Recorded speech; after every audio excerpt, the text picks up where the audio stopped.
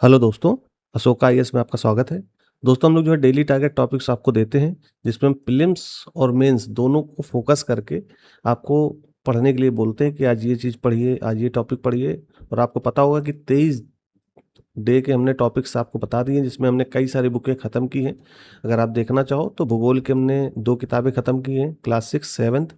इतिहास की ख़त्म की है 6 की। अब देखिए हिंदी माध्यम को बेसिक्स कमज़ोर होता है ना हिंदी माध्यम का, इसलिए हमने ये बिल्कुल बेसिक किताबें शुरू की हैं। कई बार अभ्यर्थी हो सकता है कोई नया हो, उसको ये लग रहा हो कि सर 6 क्लास की एनसीईआरटी क्यों बोल रहे हो, सीधा 11th में आ जाइए ना, ओल्ड वाली में। तो जो बेसिक्स हैं, शब्दावलियाँ हैं, वो आपको यहीं मिलने वाली हैं, ठीक है? तो इसलिए ये इसमें भी आएँगे, ओल्ड में भी आएँगे, लेकिन हमें अब तेज़ी से चीज़ें ख़त्म करनी है। और अब जो है, जो बताया जा रहा है उसको आप तेज़ी से पढ़ते जाइए, ठीक? तो भूगोल की हम लोग 2 किताब ख़त्म कर चुके हैं, इतिहास की 1 किताब ख़त्म कर चुके हैं। और आपको पता होगा हम 7th क्लास के इतिहास में आ चुके हैं। और राजनीतिक सिद्धांत की 11th क्लास की पुस्तक ख़त्म कर ली थी।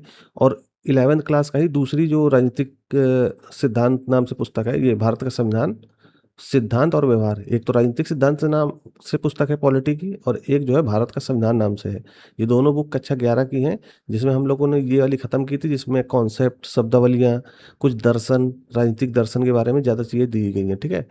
तो ये थोड़ी कॉन्सेप्चुअल टाइप की पुस्तक थी, जो मेंस में ज़्यादा आपको काम आएगी और शब्दावलियाँ मजबूत होने में आपकी बहुत सारी मदद करेगी। और भारत का संविधान ये बहुत ज़्यादा इम्पोर्टेंट पुस्तक है, क्योंकि इसमें प्रीलिम्स के क्वेश्चन आपको सीधे दिखेंगे। अगर आप ये बुक सही से पढ़ लिए, तो आप पीवाईक्यू लगाइए, ठीक? पीवाईक्यू कहाँ से लगाएँगे? हमारी इसी चैनल पे जाइए आप। पीवाईक्यू प्रीलिम्स एक नज़र नाम से एक सीरीज़ पड़ी हुई है। उसमें आप 2013 से लेकर के 2023 तक के पॉलिटी वाले क्वेश्चन्स देखो। आपको कुछ समझ में आ जाएगा कि आपने जो पुस्तक पढ़ी उसमें से कौन से क्वेश्चन आपसे बन रहे हैं। जब बनने लगे तो समझ जाना कि हाँ, ये पुस्तक इम्पोर्टेंट है। ठीक है? अभी आपने एक बार पढ़ लिए, अब रिवीजन चल रहा है इसका। और करंट अफेयर मैगज़ीन, जैसे हमने बताया था कि विज़न की मैगज़ीन अब आ नहीं रही है, या मार्केट में लेट हो गई है। और कई लोग बोल रहे हैं कि विज़न ने अब जो है पेड सिस्टम शुरू कर दिया है, तो वो आसानी से फ्री में मिलेगी नहीं। तो हम कोशिश कर रहे हैं कि ये आपको करंट अफेयर खुद से पढ़ाएँ। कोशिश हमारी ये होगी कि 1 अगस्त से आपको डेली करंट अफेयर कवर कराएँ। और इसमें हम कोशिश ये करेंगे कि मैगज़ीन ही, जो मार्केट में मैगज़ीन है, किसी कोई मैगज़ीन देखते हैं, जो बेस्ट होगी, उसी का ही करंट अफेयर आपको डेली बाय डेली, या जो है हर दूसरे दिन आपको दे दिया जाएगा, मतलब बता दिया जाएगा अच्छे से, ठीक है? तो चलिए हम लोग चलते हैं, ये तो हमारा जो है क्या-क्या ख़त्म किया था वो बातें थी।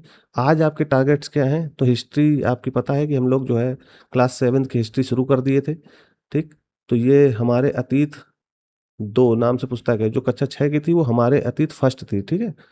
तो यहाँ पे आपको तीसरा चैप्टर दिल्ली के सुल्तान और चौथा चैप्टर मुगल साम्राज्य, इनको अच्छे से पढ़ना है, और इनसे आपके बहुत बेसिक चीज़ें तैयार हो जाएँगी, ठीक है?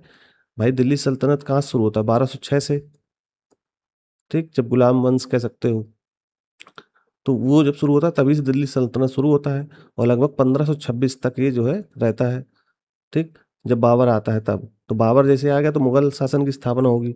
तो इसमें लिस्ट दी हुई है दोनों में। अगर आप दिल्ली सल्तनत पढ़ोगे तो वहाँ भी सुल्तानों की, या कह सकते हो कि उस समय के सम्राट लोगों की पूरी लिस्ट दी हुई है। दिल्ली सल्तनत में आपका गुलाम वंश हो गया, ठीक है? लोधी वंश वगैरह हो गया, ये सब चीज़ें अच्छे से दी हुई हैं। ऐसे मुगल साम्राज्य में दिया है आपका बाबर से लेकर के औरंगज़ेब तक, ठीक? औरंगज़ेब तक। औरंगज़ेब, ये यहाँ तक आपका दिया हुआ है अच्छे से, इनको आप पढ़िएगा ये लिस्ट। इसके अलावा कुछ शब्दावली है, जैसे मनसबदार, मनसबदार कौन होते हैं, ठीक है? फिर ज़मींदार कौन होते हैं? जागीरदार, माफ़ कीजिएगा, जागीरदार, ठीक है? तो इस तरह की बहुत सारी शब्दावली हैं, इनकी तुलना आपस में दी गई है, तो इनको अच्छे से आपको कवर करना है। तो इसको धीरे-धीरे पढ़िए, 2 चैप्टर आपको कवर करने हैं आज, ठीक है? आज 27 जुलाई, आप इसको तेज़ी से पढ़ना शुरू कीजिए। मैं तो सोच रहा हूँ कि 3-3, 4-4 चैप्टर दूँ, लेकिन आप लोगों की अभी शुरुआत है, इसलिए मैं अभी 2 ही चैप्टर पे हूँ, ठीक है? तो इसको आज कीजिए, और बॉक्स में लिखिए प्रमुख फैक्ट्स, शब्दावलियाँ और अवधारणा या कॉन्सेप्ट को अच्छे से समझ करके ही आगे पढ़ना है। क्योंकि कोने में जब आप पढ़ोगे, तो यहाँ लास्ट में मैं डेली बताता हूँ कि कोनों में जो है आपकी बहुत सारी जानकारियाँ लिखी होती हैं, शब्दावली हो गई या कुछ फैक्ट्स हो गए। वहाँ से यूपीएससी कई बार क्वेश्चन बनाता है, और कुछ शब्दावलियाँ आपको यहाँ देखने को ऐसी-ऐसी शब्दावलियाँ मिलेंगी, उनको ध्यान रखिएगा, ठीक है? क्योंकि यूपीएससी कई बार, आप प्रीवियस ईयर क्वेश्चन पेपर उठा के देखो, उन्होंने शब्दावली से ही क्वेश्चन पूछा है। तो इनको आप ध्यान रखना। तो ये आपके आज के टारगेट्स हो गए हिस्ट्री के।